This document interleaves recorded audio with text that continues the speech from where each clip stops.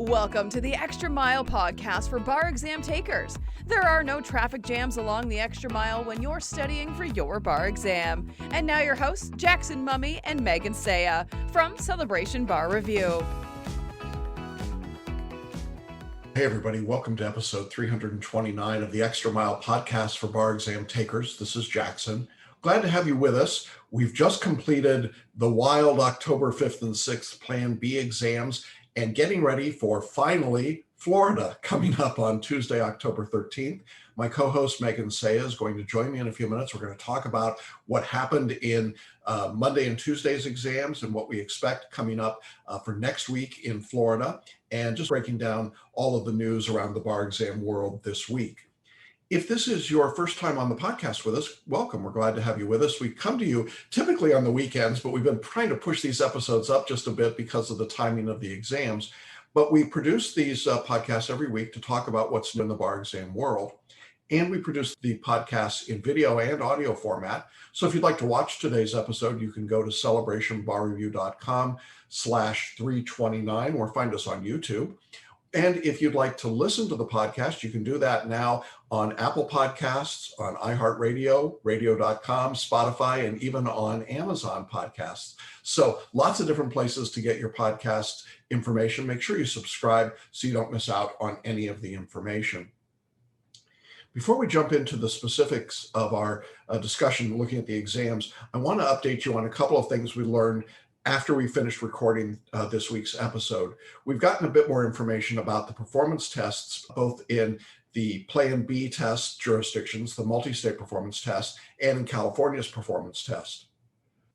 What we can tell you about the multi-state performance test is that it was a task, it was an objective task to a legal audience. This is the most common form of a performance test. It's what we thought the test would be about. And so no great surprise there, but we were really glad that was the performance test structure because I think it's the one that was most manageable for people. Now that's the performance test that was used in all of the UBE jurisdictions that gave the test on October 4th and 5th, as well as Texas and Georgia, which used the MPT.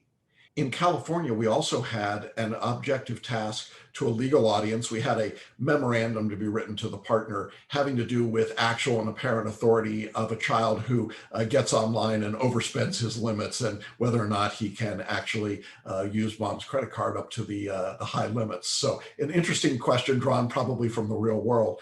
But again, pretty straightforward, and we're really pleased to see that. As you'll hear in our discussion with Megan, we're going to talk through some of the essays, at least what we heard about them, both for the UBE and for the California exam. So stick around for that information.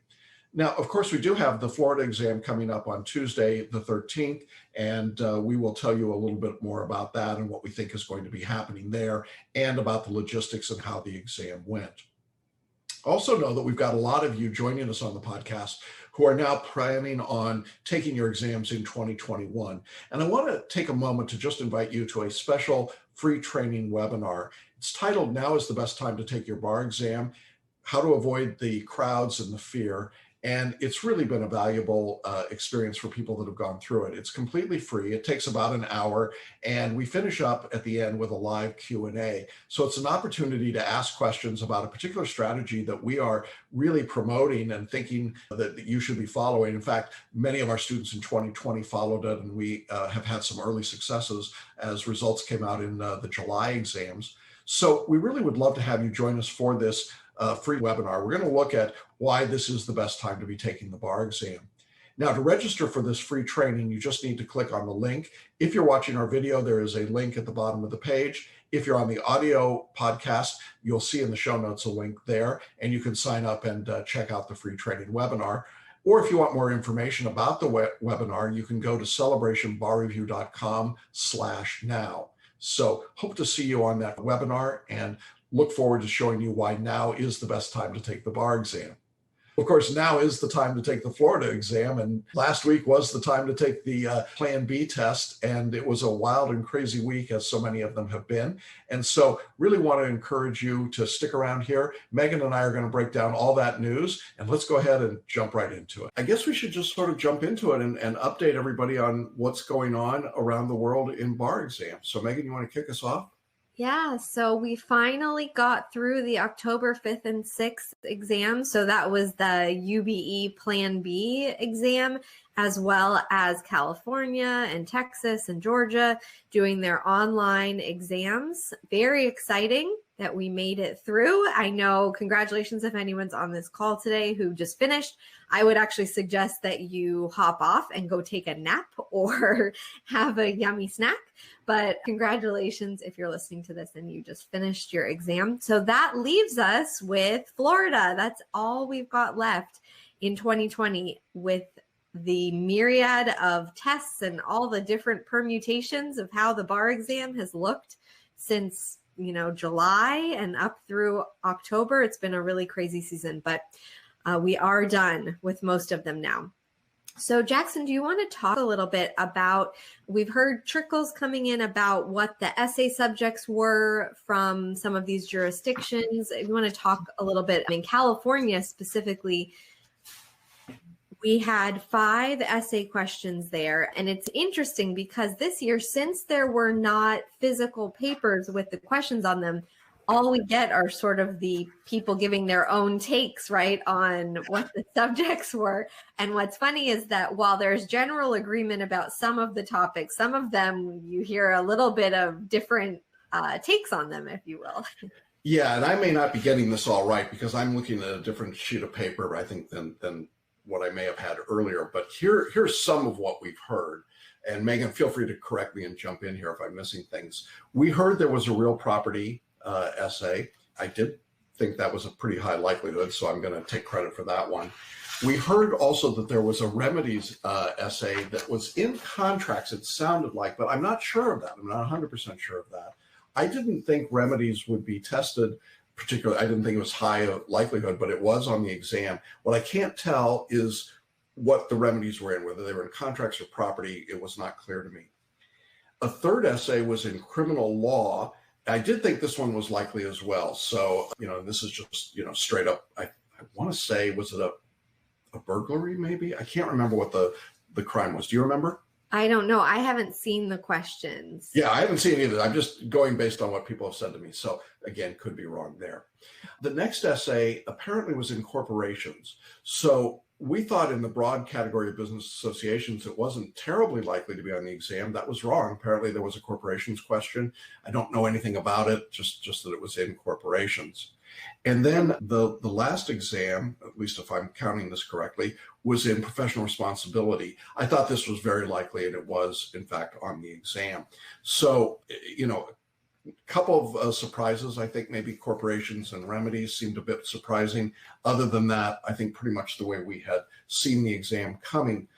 The performance test, we've heard some different things, and honestly, we don't know exactly what it was. It was a memo of some kind. We don't know much beyond that. So if there's somebody who actually is on the call and wants to tell us, that'd be great. But that's what we know at this point. We also heard certainly that the MBE style questions, the 100 questions, I didn't get any feedback from anybody, even though the test, just ended a few hours ago. I didn't get any feedback saying there was something weird or strange or unusual about the questions. In fact, most people that I heard from seemed actually pretty refreshed. Like doing 50 questions in 90 minutes was nothing like trying to do 100 in 3 hours and then doing another 100 3 hours later. So I think that's probably pretty good. And we'll talk a little bit more about sort of the ambiance of the exam, I think, in a minute. But that's what we heard in California. Now, the other big grouping really was the uniform bar exam jurisdictions that were just doing the straight up Plan B with 3 essays. And here are the 3 essays. There did seem to be a fair amount of agreement from what we heard from people. The 3 essays were domestic relations, evidence, and partnerships. So I guess business associations was big this year. Partnerships surprises me a little bit. Evidence had been tested in the regular July 2020 exam. So that was kind of a surprise that they would test that twice. Maybe they had a surplus of evidence essay questions sitting out there. And then domestic relations, I think, is one of the easier subjects on the UBE, don't you? I mean, it's just kind of generic. I mean, what do you say about domestic relations? Yeah, I agree. I think, everybody has their own opinions, but if I saw domestic relations, evidence, and partnerships, I'd be pretty happy as an applicant. So I don't think there was anything terribly outrageous on the UBE Plan B.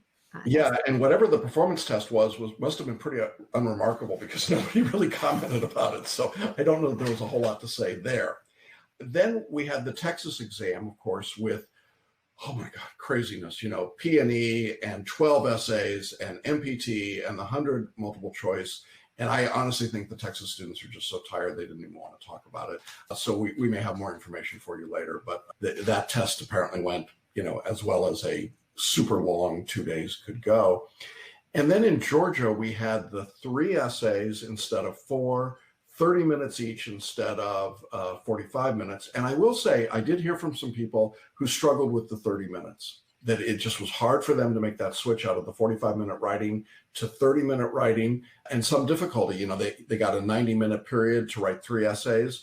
And I did hear some comments, and maybe you saw some things too, Megan, where people were really struggling to get all 3 essays done in the 90 minutes. So I think that was probably an interesting piece on the exam there. But again, 3 essays, 1 performance test, the same one that everybody took around the country except California, and then the 100 multiple choice. So a fairly short day for Georgia as well. So that's what we generally have heard around the country. I wanted to just ask you, Megan, because I know you've been following this sort of on the larger level. What did we hear from the October 5th and 6th students in terms of ExamSoft and how that process went? Yeah, I think that the main takeaway was that while there were a lot of individual problems that people had with ExamSoft on test day, there don't seem to have been any systemic problems. So that's really good news. And we're going to talk about that a bit more in the context of Florida in a minute. But for now, just talking about the October 5th and 6th exams, there weren't any of the issues that we had seen plague places like Michigan prior, where there were just catastrophic failures. We didn't have anything like that. So that's really good news. Unfortunately, of course, there were hundreds of applicants around the country who had problems. Some people's screens went blank. Some people, it wouldn't let them upload the responses. Some people, the AI wasn't working for the monitoring. So definitely there were a lot of people who unfortunately spent a significant amount of time on the phone with ExamSoft during the exam and had to eventually withdraw from the exam, which is really, I'm so sorry. So if that was anyone who's listening to this, I do really, our hearts go out to you. Obviously, if you are one of our students, you know that we do not charge you anything for switching over to the February 2021 exam or to whenever it makes sense for you to take it. So please know that we're still here for you and you still have access to your materials and everything that you're going to need. But definitely, it's good news on the whole that there were no problems that affected an entire jurisdiction or an entire swath of applicants. So that is good news. I think you might have said, Jackson, when we spoke about this earlier, that it was really as good as could have been expected. No one was expecting perfection or anywhere close to it. This was probably the best case scenario that was really realistic. Yeah, I think it was. A lot of individual problems are individual problems, and it's really unfortunate. I think our students did a pretty good job of being prepared, having their equipment set up, knowing what they had to do. I suspect there were a lot of people who came to the exam online not very prepared for the logistics and got just beat up by the system. We heard from very few of our students who seem to have those problems. So I'm grateful for that. But I recognize that for those students who are affected, it is a total loss. And so you have to go back and start studying. And here's the amazing thing. I mean, you and I were talking about this, Megan, earlier. We're 135 days to the February exam. Does that blow your mind? I mean, yeah, it's very odd to be, we're not even done with all these exams yet, and we are in the final countdown for the next exam. Yeah, and so, you got to recycle and recharge up and go. For our students, I will say, if you were in the October 5th and 6th exams, you continue to have access to all your materials with us. A special note to Texas students, because I think we want to continue to say this. Again, it seems to be a surprise to people. There will be no more Texas bar exams. You have now seen the last of those. And starting in February of 2021, that will be the uniform bar exam, which is not Texas state specific. Remember when we did this in New York and New Yorkers just couldn't get past the idea that it wasn't a New York bar exam? Oh, it's got to be a New York exam. Of course, we're testing the New York law. Well, of course you're not. So now we've got Texas. Y'all, we're going to test it. Anyway, Texas, no longer Texas. I know that you guys think you're super special, but you're not anymore. You're just uniform.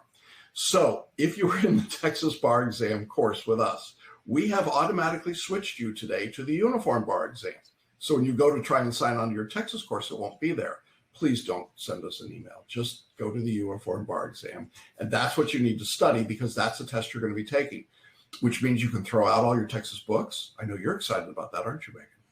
Yes, I'm very happy to no longer be editing Texas books. I know you were just learning the Duhigg doctrine. And so those are all gone and replaced with the uniform bar exam.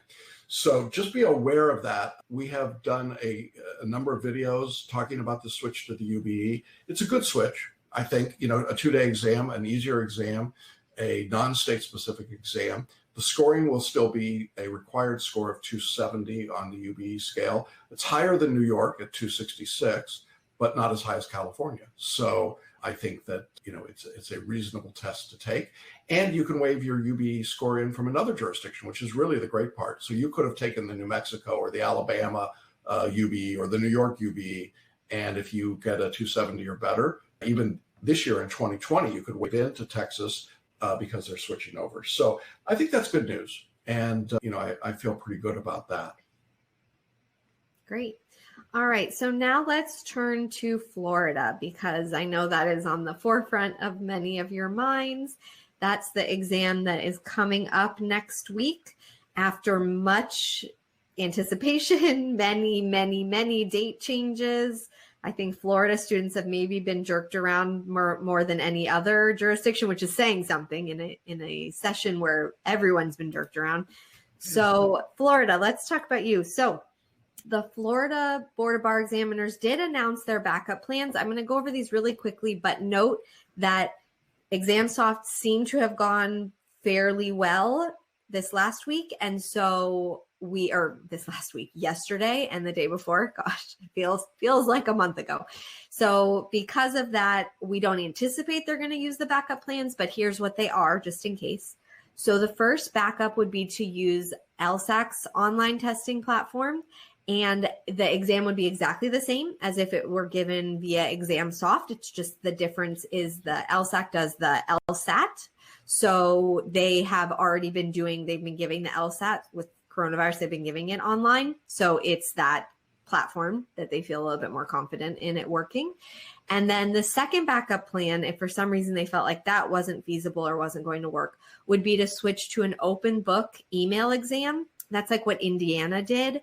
And they would, on October 7th, which is today, they said they'd give more details about it. I don't know if they're going to, because I don't know if they're going to feel that they need to give any more details. It's probably not going to happen. So I think that's good news, honestly, that there's not a new switch in the format, or there's no new software you have to download. You don't have to test something all over again. I think on the whole, I think it's good that it's just steady for Florida students at this point. Yeah, I do too. I think things went well enough on Monday and Tuesday that if I'm the Florida Bar Examiners, I'm not going to jiggle the switch here. I'm just going to go ahead and go with what they've got set up. The idea of an open book exam was truly a last resort to avoid not having to give the test at all. And I'm not sure that it would have made any difference if they'd gone to the LSAT proctors versus ExamSoft proctors. It's still essentially the same AI, I think. So given the fact that things went non-catastrophically on Monday and Tuesday, I think we can assume that Florida will just go ahead and finish this out with that same structure. Now, I do know I think we've seen some comments, right, Megan, from students saying that they've had some computer problems with the Florida software when they did the mock test. We saw that in other jurisdictions going into the October 5th and 6th tests. It seemed like most of that got resolved. So I would say if you have been having those problems, obviously you want to get proactive with ExamSoft now and try and resolve it. But I'm not hearing enough of that to make me think that the Florida examiners were going to make any switch. Does that sound right to you? Yeah, definitely. Just keep refreshing your email. Make sure that you are getting emails from the Florida bar to ensure that if they do make a switch, that you hear about it right away. If you are in our Facebook group, obviously, if there are any changes, we will post that as soon as we hear. You just need to make sure that you are paying attention just in case there are any changes at the last minute. Since, last time Florida, 2 days before the exam, changed the date of the exam. So I would not put it past the Florida examiners to make changes. At this point, I just, we'll see what happens on exam day. Yeah, anything's possible. And I mean, and so we add to all of that meteorology. Yes, right. So there is a hurricane. It's set to hit, I believe it's hitting Mexico right now, and it's set to kind of come up through the Gulf. It is not set to hit Florida. So good news there. It is, though, set to hit Louisiana. So the Louisiana bar is supposed to be happening on the 10th, I believe. Don't quote me on that. And they have pushed it back now until the 20th because of the hurricane.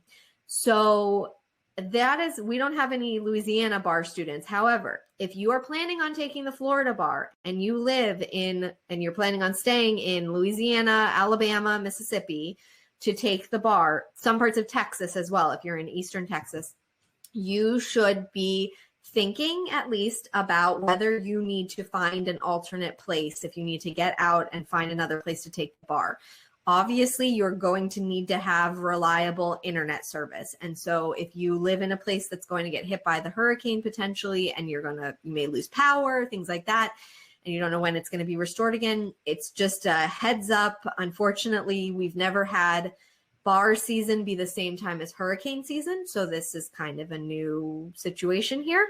But we saw in California with the wildfires that the California bar paid a lot of lip service to applicants who were displaced by the fires or didn't have power because of the fires and things like that. But in practice, it was mostly just a sorry, try in February. So I'm just telling you, I think you need to be aware of that if you are in one of those states and make some contingency plans for yourself. I would say that if you are west of Tallahassee in the Panhandle, having lived in that area for a number of years, and I know that the internet service is better these days, but you remember, Megan, the great line, I think the switch at Destin is out. What? What? It's not the most reliable service down there along the Gulf Coast. And so you may want to start considering moving. And of course, with any hurricane, we know from so many years of being in the path of these storms, they change track.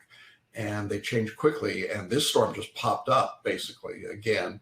So just be aware of it. And, to add one more thing to an already insane bar exam season, why not? I mean, how could we not have had a hurricane? It seems like it would be almost a requirement. But in any event, stay safe. That's the most important thing. Bar exam comes second. But be proactive, I think, would be my advice here. All right, we have a couple of questions from students about the Florida exams. So first we've got, I'm looking at my notes from Jackson's Florida predictions video. It was made prior to the change in exam format. Have your thoughts changed at all with the new format about which subjects are more or less likely to be tested? Well, it's not entirely accurate. It was made right before the August exam. So it wasn't a change in format. It was only a change in date. So given that, no, I'm not making any changes. The other thing, I hate when people call these my prediction videos. They're not. They're really a look back at the prior exam and then the trend lines, and that doesn't change. So, here we are less than a week to the Florida exam. Please don't be thinking that there's some magic pill that's going to solve all your problems about what to study. It's the same stuff you've been studying for this 8 weeks since they postponed the exam, and nothing really changes there. So if you've been following that instruction and direction, I think you're fine. And I know that there's natural anxiety because of this process. I do want to say that if you are feeling a high level of anxiety, and this was kind of interesting because I do know that we had several people in the Florida course I had suggested that they register for the Abundance for Bar Study Masterclass. That's that 90-minute masterclass that we've offered. And we got great feedback. I mean, people said, oh my God, it calmed me down. It helped me focus. It gave me a lot of resources and just felt really good. There's still time to do that. It is a 90-minute on-demand class that if you are really jittery and anxious right now for that test, and I understand why you would be, then this would be a great resolution. It would be a great solution for you. It's actionable, it's practicable. We've gotten fabulous response. I mean, everyone that's been through it says, oh my God, I'm really glad I did it. And I would encourage you to register for that and do it. Now, if you've already taken the Abundance Masterclass, it's available on permanent replay for you. Go back and watch it. I think you'll find it very helpful and very valuable. So I would really encourage everybody to do that. That's probably more valuable than listening to my trend line video about the Florida exam for the third or fourth time. I mean, how many times can I say, here's what's on the exam and you got to be ready for all of it. But I want to say this very clearly. Nothing changed between August and now except the date, right? We got a little more definition, but these were all the same subjects that we expected going in. So, I know nobody's been studying Florida domestic relations for the last 8 weeks. It's not going to be on the exam. I mean, it's pretty straightforward. And I think you should feel pretty good about being ready for the subjects that will be tested on the exam. All right. With regard to crim law, the FBBE website identifies the possible testable subject as Florida Rules of Criminal Procedure. That seems clear enough, but do you think there will be any substantive crim law overlap, or will questions be limited entirely to procedure? In other words, during this final stretch, should we spend any time at all reviewing substantive crim law? No, you shouldn't. Florida criminal procedure is what's always been part of the Florida multiple choice. Civ procedure, crim procedure. Typically, out of 30 questions in that broad topic, 10 went to crim, 20 went to civil procedure. That's what I expect the examiners will test. That's what their question banks exist on. They do not test the crimes. I mean, what are the elements of homicide or the elements of robbery or something else? That's not what they're testing. The multi-state was for that, and that's not where they're going on this exam. So again, don't remake the exam. I know that some of you are reaching to try and find something different or to make a problem. You don't have to make that problem. It's very straightforward. Take them at their word. Crim Pro is Crim Pro. And I think you can trust that. There's been absolutely no indication that I'm aware of that they were going to do anything differently than that. And while the Florida bar examiners have their idiosyncrasies, I guess we could say, I don't think that they are deliberately disingenuous. All right. We have a student question in the chat box. FBBE sent out an email today to update Exemplified. On the bottom of the email, there's a link for do's and don'ts. One of the don'ts is not to leave your computer during the exam, but if memory serves correct, FBBE is allowing comfort breaks during the exam, or do they mean comfort breaks in between test segments? I think they just mean between test segments. That's the last I had heard. Because you and I had talked about this when they first announced the comfort breaks, that it was an invitation to cheating. And I think the examiners saw our video and went, I didn't think about that. So now I don't think you can get up and leave. But here's the other thing. If you're not clear on any of this, don't take our word for it, please. We're not the experts here on the specific rules of the jurisdiction. Contact the Florida bar examiners and ask them that question and make sure that you understand. There will also be printed or published rules from the examiners and from Exemplify or ExamSoft or whatever name they're calling themselves this week. And you should be following those and reading those instructions. My understanding, my latest understanding would be there are not unlimited comfort breaks, but there are breaks between these 90-minute segments of the exam. And that's the schedule you should be looking at. Yeah, you've got to take 100% seriously any rule that the Florida Board of Bar Examiners tells you for this test, period. Doesn't matter. They have, and I recognize it's complicated and difficult because they've changed their mind. They've changed rules. They've made rules a little bit clearer. Can't think of any time when they've loosened any rules, but they've certainly tightened some. So I know that that's difficult, but you've got to just take word for word what they are saying. And like Jackson said, if you're unclear about anything, please reach out to them now, today, and make sure that you're clear on it. because there won't be room for, wiggling out of, oh, but I got up and left in the middle of the essay and you told me 2 months ago I could. They'll fail you. So you need to make sure you understand exactly what is allowed and is not allowed. Yeah, and kudos to that student for reading down to the do's and don'ts. Everybody should do that. Yeah. Yeah, everybody should. I mean, at this point, look, you want to be a lawyer? Read the fine print. Right. Yeah. Exactly. I got nothing for you. If you won't do that, your legal career is in jeopardy. So here's, this is a question from a student, not about Florida, but I think very connected to this, know the requirements for your jurisdiction.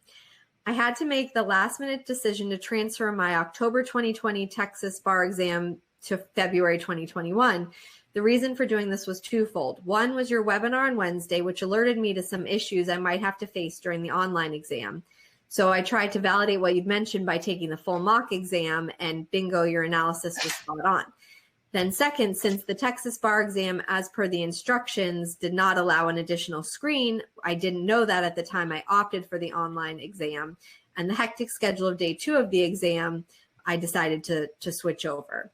So I think that's a good comment from somebody in Texas, but a good note to say that you need to be really clear on what the requirements are. I don't believe Texas has allowed that multiple screen at any point. Since they went online, they have not allowed the multiple screen. So please be sure that you understand what the requirements are. Florida is the only one left as of right now doing an online exam, assuming that the February won't be online, which is a big assumption.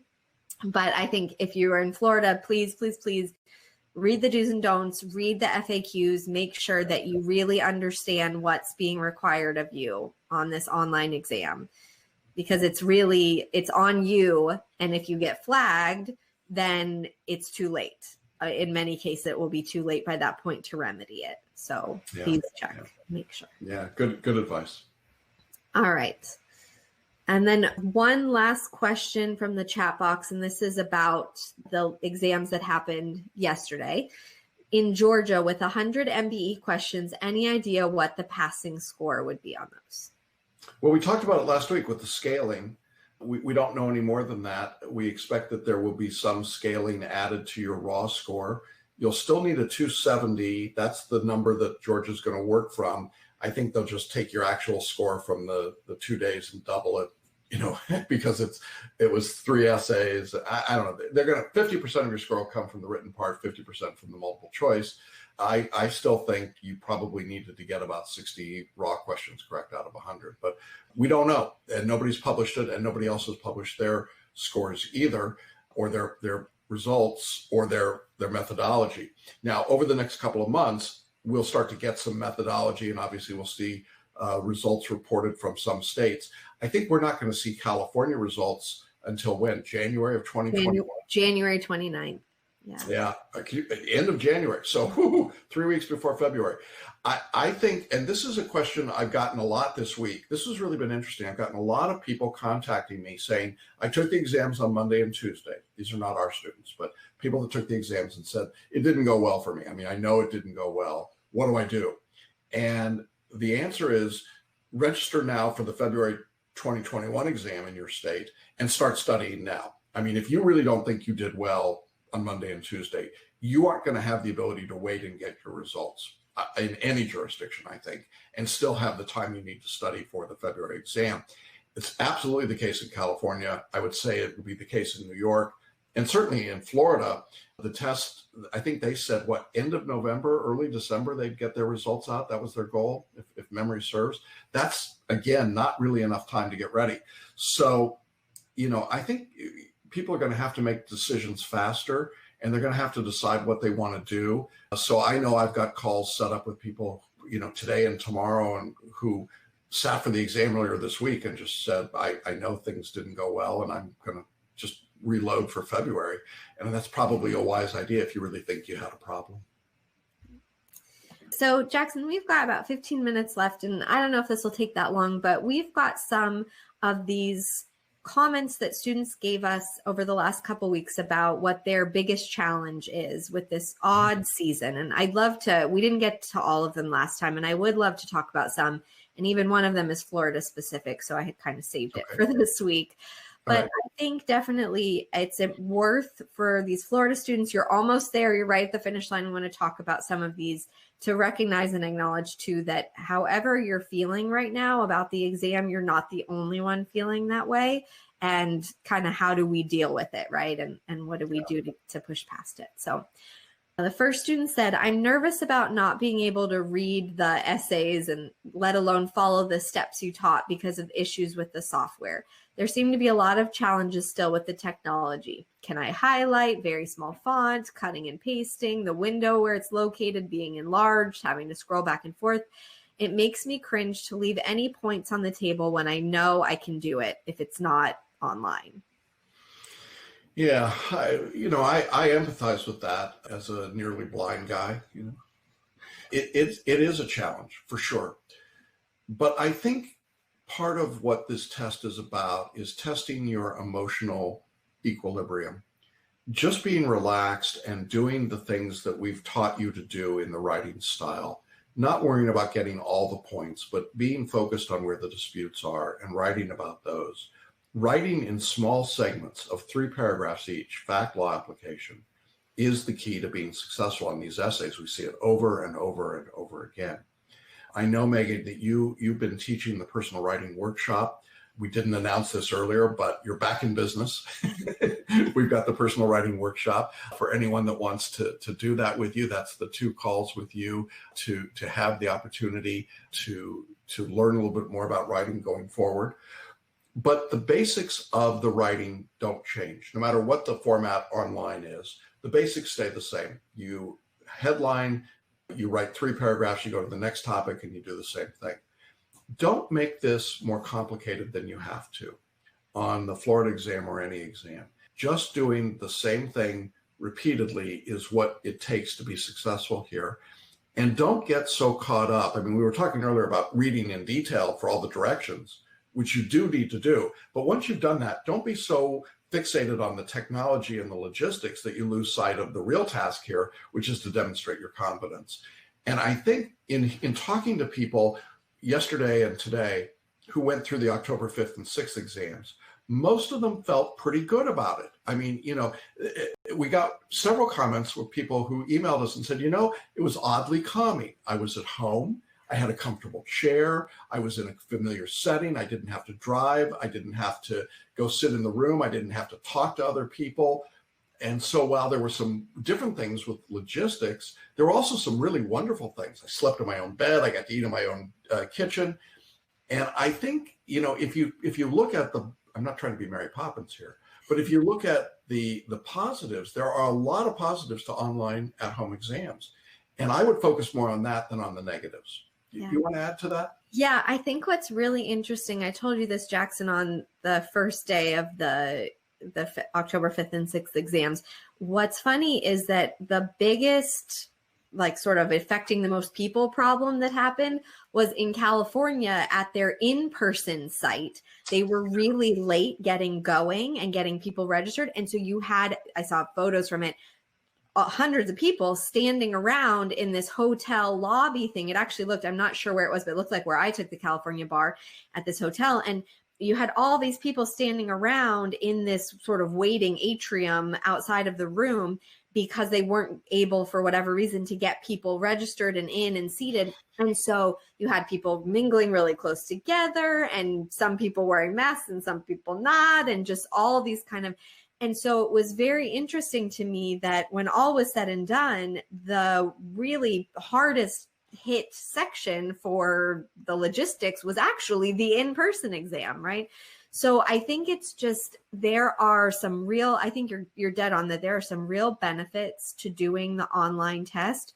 So let's focus on those. If that's where you are and you're doing the online exam next week, take it. That's the given. Everyone, pretty much almost everybody's doing it. So you'll be okay. You're all in the same boat. And there are some really nice things about it, that you don't have to deal with all the other chaos that you normally do on exam day. So, yeah. And if you're taking the exam in 2021, don't be smirking. You're probably going to take it online.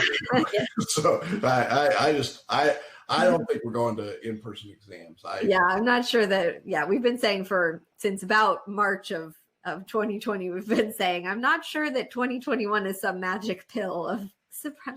Everything's back to normal. So we'll see. We'll deal with you next week. Yeah, right. All right. Sometimes when I'm reading a multiple choice question, the response choices don't seem to match the way that I've learned them. I find myself trying to figure out which one is closest to how I learned. This may sound silly, but it's like the response is in a foreign language and I have to pick the correct translation. That's really interesting to me. I thought about it. I was trying to understand what that student had in mind. And I think in part what they're trying to do is to overanalyze the question. I would rather you read a question and just fashion your own response, what you think the result's going to be. I think this will be particularly true on the Florida multiple choice, given the way they've written them over the years. Fashion what you think the response would be, and then answer according to that. I had someone that bought one of our Florida multiple choice books. They weren't in our course. They just bought the book. And it's fascinating because they bought the book and then apparently they thought with the book came a course in which they could contact me. And they were railing about how much they disliked the Florida multiple choice questions we put in. And I kept thinking to myself, oh, you poor fool. Wait till you go to the exam and you see what the questions are. These questions match the way the Florida bar is written. And they were very upset that they weren't explicit about what are the elements of, in a question. Well, that isn't what Florida does. And that isn't what the multiple choice questions do. And you have to use your intuitive knowledge, not your book knowledge, not your knowledge of rules and tests and elements, because that's not the way the questions are fashioned. And I thought maybe this student with their question today might have been trying to do too much of that hyper analytical work. And I think just pulling back a 30,000 foot view of the question instead of a 300 foot view might help them there. I don't know if that's exactly what they were talking about, but that was my sense. Did you read it that way? Yeah, or maybe that, which I think is common, is if you're trying to do the way that we teach our students is to pause and think, okay, what would my answer be? And then look for your answer among the options, right?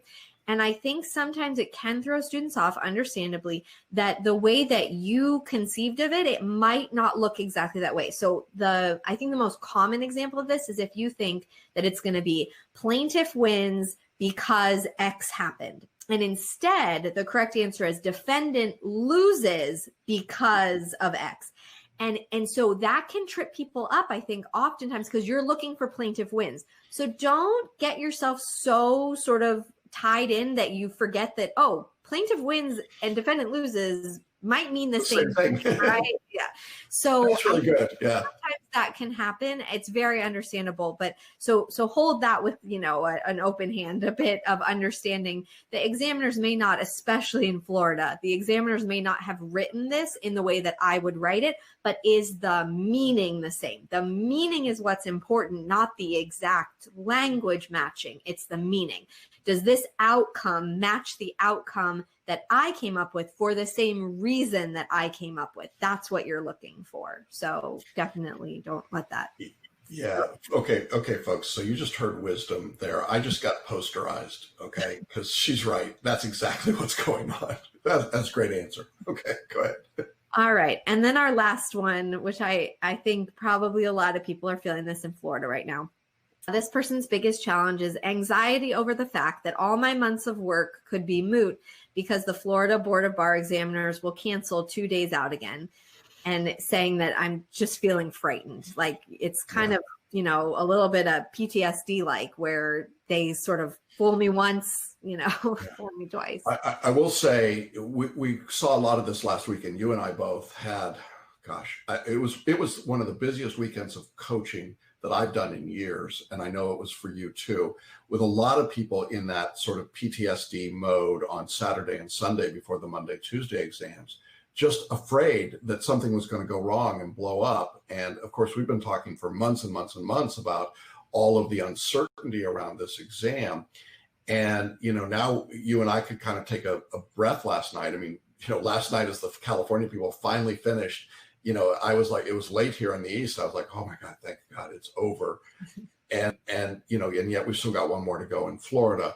It is perfectly normal to feel this way. And I don't think you should try and to spell that feeling. I mean, I think you want to use this feeling. If you've been through the Abundance Masterclass, we talk about feeling your feelings and using the power in the feelings. And there is a real power in that feeling that you can use to really energize yourself right now.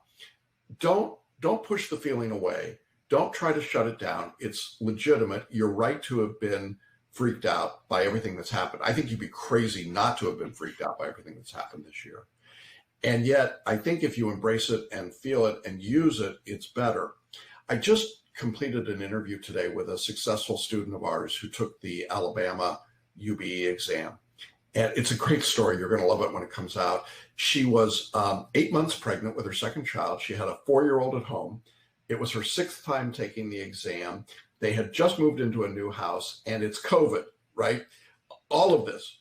And she's like, I could either give up and freak out about it, or I could just embrace it and go in and have the best experience I could. And she went in and embraced it. And she said it was a great experience. And she passed. And I mean, it's a very inspiring story. I'm just teasing all of you here to listen, but you're going to really be amazed at this story. But I think it really has a truth, you know, that you can get nuts about this stuff, or you can just accept and embrace it and use the moment to show how capable you really are. Those of you in the Florida exam have been studying for months. You were ready to go 2 days before the exam. So you would literally, virtually none of you started your studies after that mid-August date. So you've had an extra 8 weeks to prepare. You're ready. You are ready. And you will do fine, but don't make yourselves nuts between now and Tuesday. Just stay the course. Do what you've been doing. Be prepared to shut it down over the weekend and just take good care of yourself mentally, physically, emotionally, so that you can present on Tuesday the very best of your work. If you do that, you're going to be fine. You really are. This is a great opportunity on the Florida exam to have a simpler test, a more straightforward test, and I think ultimately a better passing result. And we continue to see higher pass rates across the country, every jurisdiction that's reported in so far. So this is a good season to be taking the exam. And I think that's the approach I would take to it. You want to add to that? No, I think that's great. I think it's a great place to stop. Florida students, you've got this. You are prepared. You go in and you trust that. You trust yourself. You know you did the work. Okay, so just let it flow out of you and don't panic. That is just my number one advice. Don't panic. And if you are February 2021 student, you've got tons of time. Stay on it. Stay steady. Don't slack off. Just, slow and steady wins the race here. Keep moving forward. And I think it's a great place to leave it. Yeah. Congratulations to everybody that finished up their tests. Yes. Good luck to all of the Florida students. Enjoy your time off. If you're done with the exams, if you're a February 21 bar taker, let's go. And we'll see you all again on the 21st. Thanks. Thank you, Megan, for being with us. Thanks for listening and watching the Extra Mile podcast for bar exam takers at celebrationbarreview.com.